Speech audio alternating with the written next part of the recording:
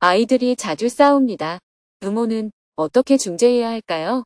2025년 7월 11일 아시아 순회강연 홍콩. 안녕하세요. 오늘은 아시아 순회강연 중 세 번째 순서로 홍콩에서 법륜 스님의 증문즉설 강연이 열리는 날입니다. 스님은 새벽 수행과 명상을 마친 후 6시 30분에 숙소에서 아침 식사를 했습니다. 하룻밤 머물다 갈 수 있게 집을 빌려준 이혜진 님에게 감사의 마음을 전한 후 함께 7시 30분에 호찌민 공항으로 향했습니다. 오전 8시 40분에 호찌민 공항에 도착하여 공항까지 마중 나온 호찌민 정토회 회원들과 인사를 나눈 후 출국 수속을 하였습니다. 11시 5분에 출발 예정이던 비행기는 1시간이 연발되어 12시가 넘어 호찌민 공항을 이륙했습니다. 비행기는 3시간을 이동하여 현지 시각으로 오후 4시가 다 되어 홍콩 공항에 착륙했습니다. 입국 수속을 하고 수화물을 찾은 후 공항을 나오자 홍콩 정토회 회원들이 반갑게 스님을 환영해 주었습니다. 먼 길 오시느라 수고하셨습니다. 비행기가 수고했어요. 저는 가만히 앉아서 왔어요. 스님, 무사히 오신 것만 해도 기쁩니다. 어제까지 태풍으로 비가 많이 내려서 오늘 휴교령을 내릴 정도였거든요. 오늘은 비도 안 오고 더위도 한풀 꺾였습니다. 반갑게 인사를 나누고 기념사진을 찍은 후 곧바로 숙소로 이동했습니다. 숙소에 도착하니 오후 5시 40분이었습니다. 아침 7시 반에 출발했는데 이동만 하다가 하루가 다 가버렸네요. 숙소에 짐만 풀고 저녁 식사를 할 새도 없이 6시 10분에 강연장으로 이동했습니다. 강연장이 숙소에서 10분 거리에 있어서 금방 도착했습니다. 오늘 강연이 열리는 곳은 홍콩 이공대학 내에 위치한 창첸 스튜디오 극장입니다. 강연장에 도착하자 입구에서 봉사자들이 반갑게 청중을 맞이하고 있었습니다. 스님은 봉사자들에게 감사의 마음을 전한 후 대기실에서 홍콩 한인회 회장을 비롯하여 홍콩 상공회 등 지역 인사분들과 차담을 나누었습니다. 지난 2019년에 홍콩 상공회 주관으로 열린 강연회에 참석한 이후 6년 만에 홍콩을 방문했습니다. 지역 인사분들은 스님에게 궁금한 점이 많았습니다. 스님, 질문 좀 해도 됩니까? 저만 보면 왜 다들 질문부터 하고 싶어 해요? 질문하세요. 한인회 회장이 먼저 궁금한 점을 질문했습니다. 스님이 웃으며 대답했습니다. 그동안 전 세계에서 정말 많은 강연을 하셨잖아요. 가장 많이 나온 질문은 무엇이었을까요? 그게 왜 궁금해요? 저는 그냥 묻는 대로 대답하기 때문에 사람들이 무슨 질문을 많이 하는지 생각해 본 적이 없어요. 굳이 분류를 해보면 주로 인간관계에서 겪는 어려움을 묻는 질문이 많죠. 한인회 회장은 소통이 어렵다며 자신의 고민을 이야기했습니다. 스님은 소통을 잘하는 방법에 대해 이야기해 주었습니다. 어떻게 하면 소통을 잘할 수 있을까요? 저는 소통이 힘들 때가 있는데요. 특히 저와 생각을 달리하는 사람들을 만났을 때 소통이 가장 어렵습니다. 이 세상에 나와 생각이 같은 사람이 다수겠어요? 나와 생각이 다른 사람이 다수겠어요? 나와 생각이 다른 사람이 다수이고 그게 보편적이라고 봐야 합니다. 나와 생각이 같은 사람은 어쩌다가 한 번 겨우 만나는 경우일 뿐입니다. 그러므로 나와 생각이 같을 것이라고 전제하고 대화를 하면 소통이 안 되죠. 나와 생각이 다르다는 것을 전제로 하고 대화를 해야 소통이 쉽습니다.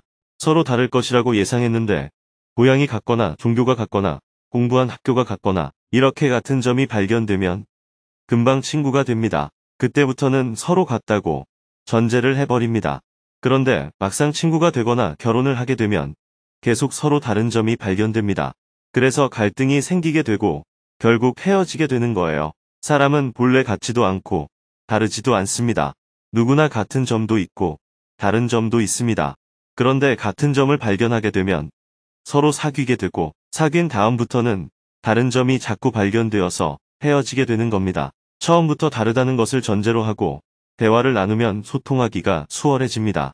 제가 오늘 법륜 스님 강연 들으러 간다고 하니까 어떤 분이 왜 한인회 회장이 불교 행사에 가느냐고 문제 제기를 하더라고요.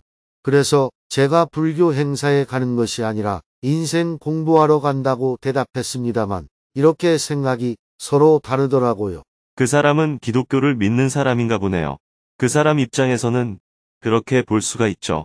차담을 나누는 동안 6시 40분부터 사물놀이 공연이 시작되었습니다. 차담을 마치고 사물놀이 공연을 보기 위해 다 함께 강연장으로 이동했습니다. 홍콩 한국문화원에서 사물놀이를 배우고 있는 학생들이 신나게 풍물 연주를 해주었습니다. 흥겨운 사물놀이 공연이 끝나자 무대 위에서 스님을 소개하는 영상이 상영되었습니다.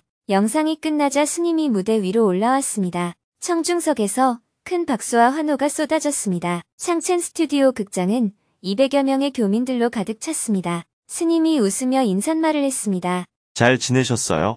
제가 2019년에 홍콩에서 강연을 했었고 코로나 팬데믹 이후 6년 만에 다시 홍콩을 방문했습니다. 오늘 처음 강의 들으러 온 사람은 손을 한번 들어보세요.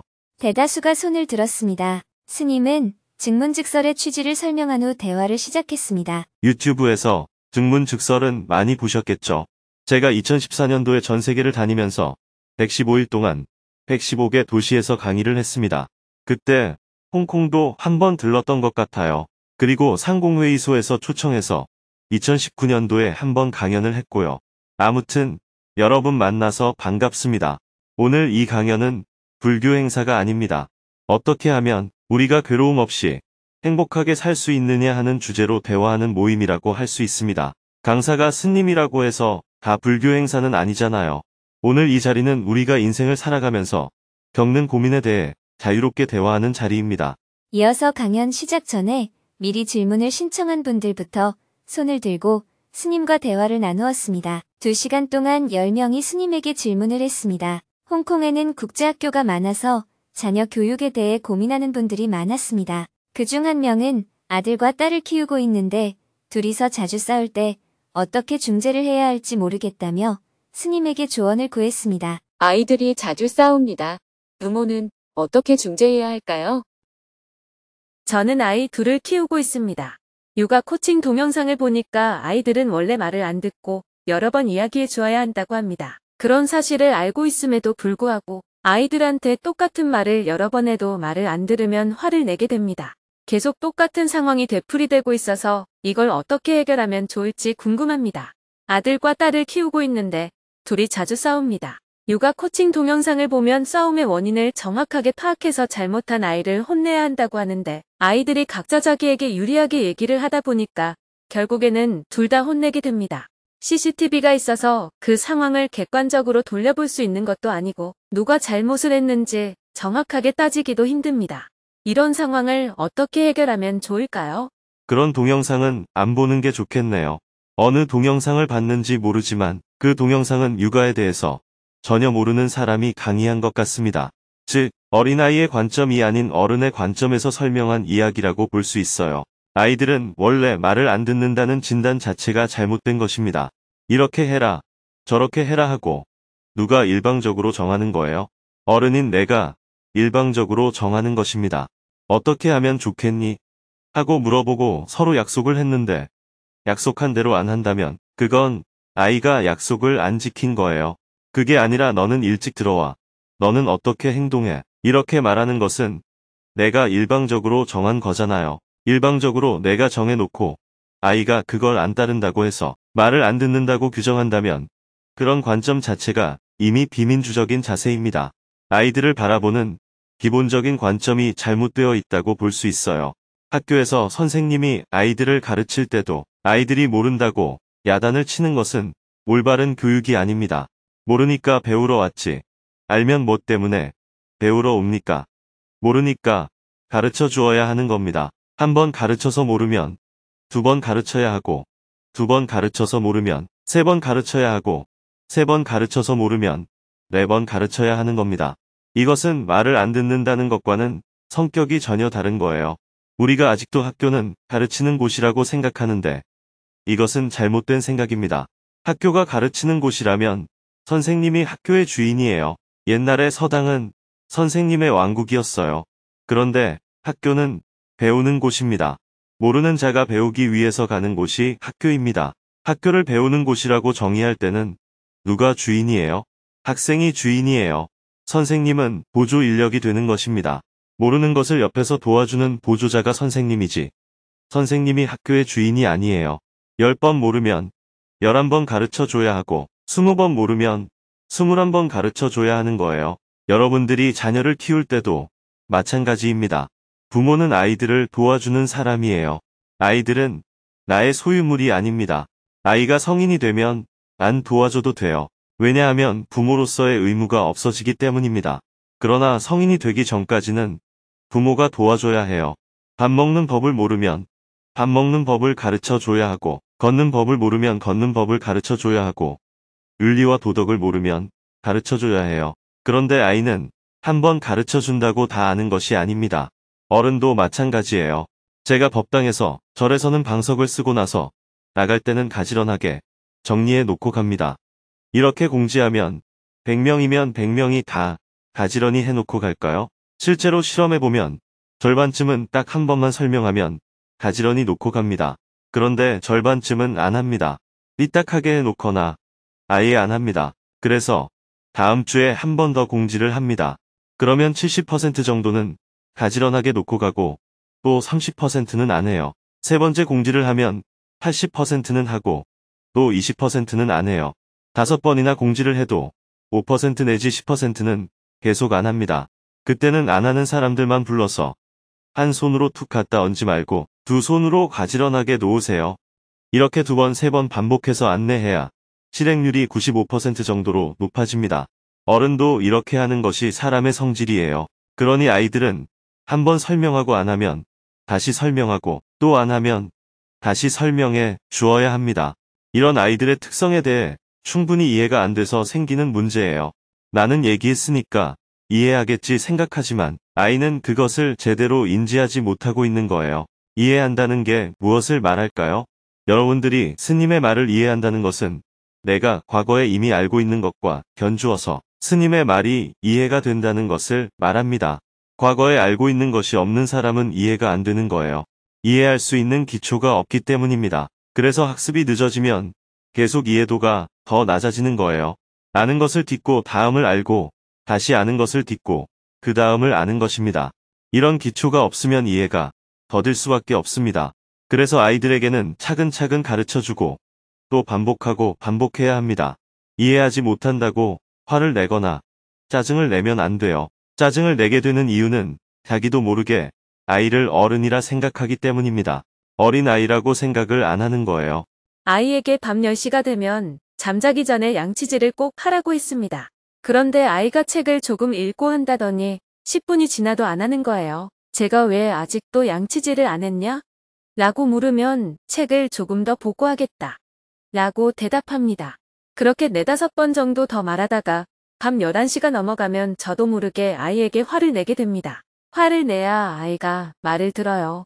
그것은 아이의 의지로 양치질을 하는 것이 아니라 부모의 강제적인 힘에 의해서 하는 것이라고 봐야 합니다.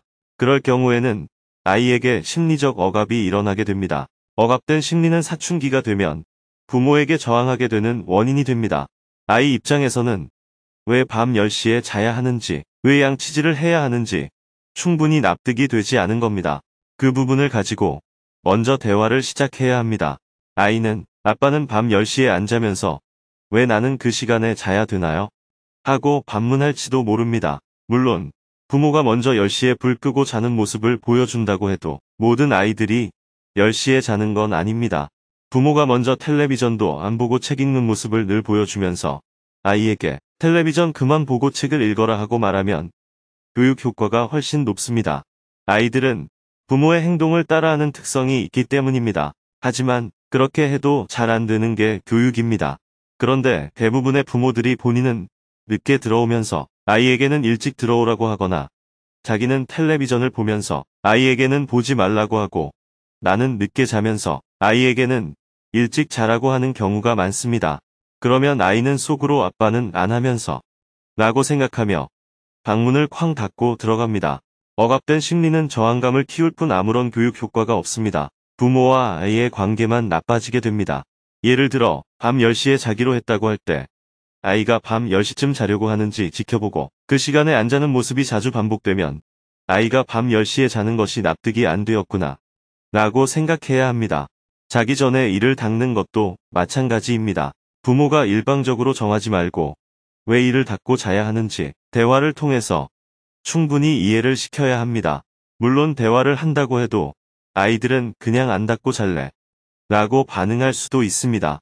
그러면 그래, 이를 안 닫고 자보자 하고 다음날 아침에 입 안의 느낌이 어떠냐 하고 물어봐야 합니다. 양치질을 하고 잤을 때와 안 하고 잤을 때 느낌이 어떻게 다른지 대화를 해서 아이 스스로 개선의 필요성을 느끼도록 해야 합니다. 아이들도 스스로 납득이 되어야 행동을 하게 됩니다. 둘이 자주 싸우게 되는데 저한테 얘기할 때는 각자에게 유리하게 상황 설명을 하거든요.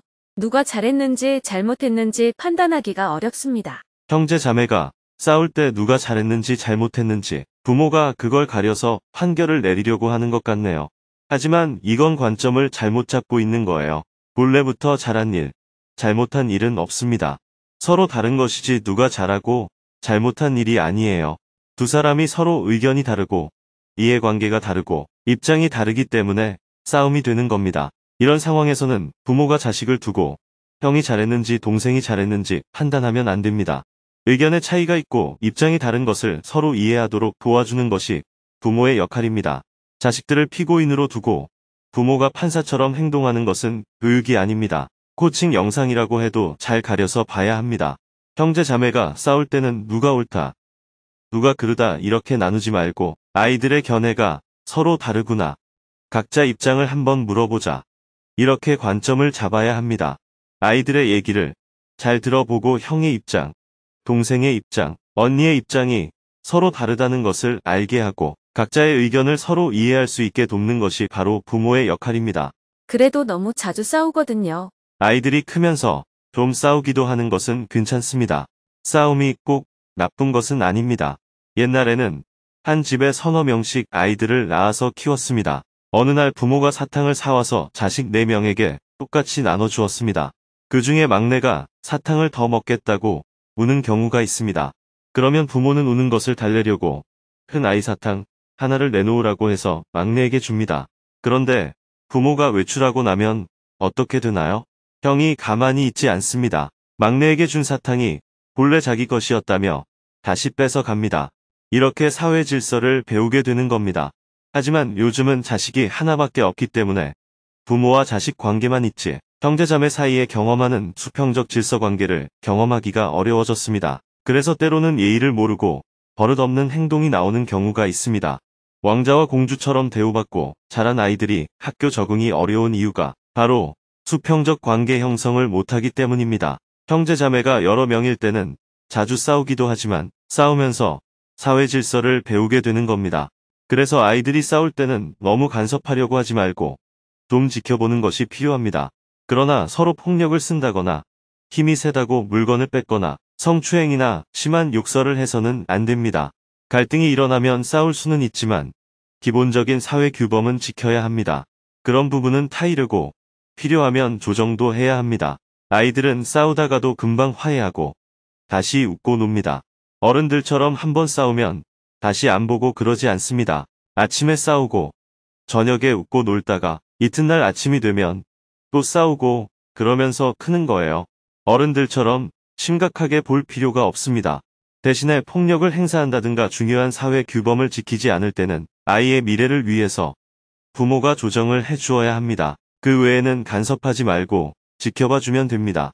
아이들은 싸우면서 서로 정도 들고 함께 성장하게 됩니다. 중고등학교 다닐 때는 친구하고 싸웠다고 해서 원수가 되는 경우는 거의 없습니다. 싸운 후에 더 친해진 경우도 있습니다. 형제자매 간에도 마찬가지입니다. 부모가 너무 민감하게 대응하지 말고 항상 지켜봐주고 중요한 사회적 규범을 어기거나 범죄가 될 수 있는 경우에는 조정을 해주면 됩니다. 싸우지 않고 조용하게 지내는 것이 관계가 좋다고 볼 수도 있지만 오히려 서로 관계가 냉랭하고 안 좋을수록 싸울 일이 생기지 않습니다. 육아 코칭 영상을 볼 때는 잘 가려서 보시기 바랍니다. 감사합니다. 잘 알았습니다. 계속해서 질문들이 이어졌습니다. 봉사 활동하는 것을 좋아하기는 하나 거절을 잘 못하는 편이어서 힘들 때가 있습니다. 어떻게 해야 거절을 할 수 있을까요? 어머니의 기대와 저의 기대가 서로 달라서 행복하지 않습니다. 어떻게 해야 두 사람 모두 행복할 수 있을까요? 1년 차이의 자매를 가진 엄마입니다. 둘째가 재능이 많아서 첫째가 기가 죽어서 지냅니다. 엄마로서 입장이 난처할 때가 있는데 어떻게 해야 할까요? 경상도 출신 남편의 양육 방법에 상당한 문제가 있습니다. 강압적이고 폭력적인 방법 때문에 아이에게 언어 발달과 성격의 장애가 생길 것 같아 걱정입니다. 일상생활을 하면서 과거의 안 좋은 기억 때문에 불안합니다. 마음이 편안해질 수 있는 방법이 있을까요? 할머니와 어머니, 이모, 삼자의 복잡한 관계 속에서 엄마의 영향으로 저도 이모와의 관계가 소원한 상태입니다. 불편한 마음을 어떻게 해소할 수 있을까요? 현재 나이가 40세인데 어렸을 때보다 행복한 것 같지 않습니다. 어떻게 하면 행복할 수 있을까요? 굉장히 열심히 살아왔는데 아이가 대학에 간 이후부터 무엇을 해야 할지 모르겠습니다. 어떻게 하면 예전처럼 열심히 살 수 있을까요? 대화를 마치고 나니 밤 9시가 넘었습니다. 곧바로 무대 위에서 책 사인회를 했습니다. 강연에 참가한 교민들은 길게 줄을 서서 스님에게 사인을 받고 인사를 나누었습니다. 책 사인회를 마치고 스님은 강연을 준비한 봉사자들과 기념사진을 찍었습니다. 홍콩 화이팅! 봉사자들에게 감사의 마음을 전한 후 스님은 숙소로 이동했습니다. 봉사자들은 묘덕 법사님과 함께 둥글게 모여 앉아 마음 나누기 시간을 가졌습니다. 모두가 성공적으로 강연을 마친 것에 대한 기쁨을 이야기했습니다. 저는 성당에 다니는 천주교 신자인데 오늘 봉사하러 왔습니다. 법륜 스님 강연은 언제 들어도 깊이가 남다릅니다. 오늘도 그랬고요. 다음에는 성당에 자매님들을 더 많이 데리고 와야겠다는 생각을 했습니다. 저는 스님이 홍콩에 오실 때마다 강연을 듣고만 갔습니다. 이번에 봉사를 해보니까 한번 강연을 하기 위해 이렇게 많은 봉사자들이 정성을 쏟는다는 사실을 새로 알게 되었습니다. 저는 강연 홍보를 담당했습니다. 좌석이 차서 제 마음도 기쁨으로 꽉 찼습니다.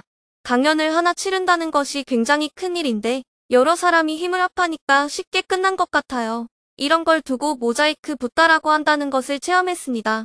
봉사자 중에는 딸과 함께 봉사를 하러 온 분도 있었습니다. 2014년도에도 딸과 함께 봉사를 했는데 어린 딸이 훌쩍 커서 지금은 한국말도 잘하는 중학생이 되어 있었습니다. 딸이 봉사를 하고 난 소감을 이야기했습니다. 오늘 외부 안내 봉사를 맡았어요. 스님 법문을 듣고 나서 인생의 목표가 확실해졌습니다.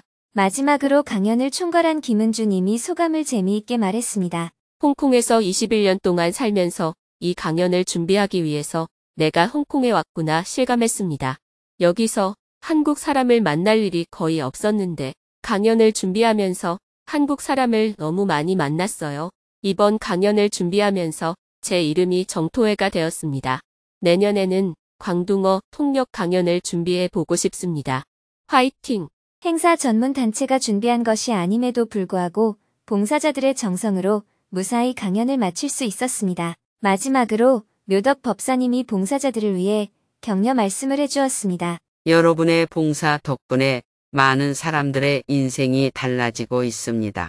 오늘은 특히 자녀 교육에 대해 깊이 있는 말씀을 해주셨잖아요. 스님이 자녀 교육에 대해 해주신 말씀을 듣고 부모가 달라지면 아이들의 인생도 달라집니다. 봉사를 하면서 자기 마음을 살펴보았다는 분들이 많았는데 이것이 바로 일과 수행의 통일을 연습하는 것입니다. 앞으로 정토불교대학에 입학하셔서 일상에서 행복해지는 연습을 계속해 나가시기 바랍니다. 수고한 서로를 격려하며 큰 박수와 함께 소감 나누기를 마쳤습니다. 숙소로 돌아오니 밤 11시가 넘었습니다. 길고 긴 하루였습니다. 내일은 오전에 홍콩 공항을 출발하여 대만으로 이동한 후 오후에는 대만에서 아시아 순회 강연 중 4번째 강연을 이어갈 예정입니다.